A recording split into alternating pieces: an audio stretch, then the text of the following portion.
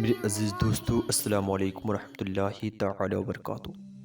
امید کرتا ہوں آپ سب خیریت سے ہوں گے۔ آج کا ہمارا ویڈیو ہے داستان غریب نواز۔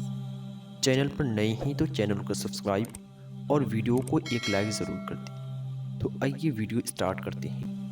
ایک روز حضرت سیدنا خواجہ معین الدین چشتی اپنے باغ میں پودوں کو پانی دے رہے تھے کہ ایک مجذوب بزرگ حضرت سیدنا ابراہیم قندوزی تشریف لائے۔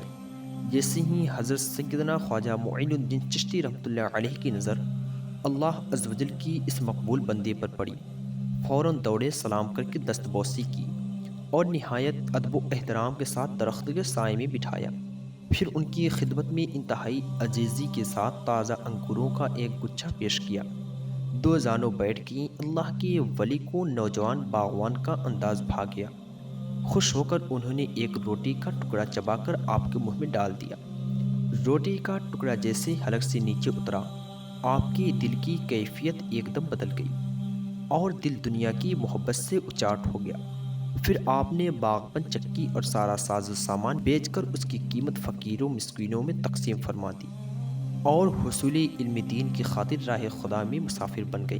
امید کرتا ہوں یہ ویڈیو آپ دوستوں کو ضرور پسند آئی ہوگی۔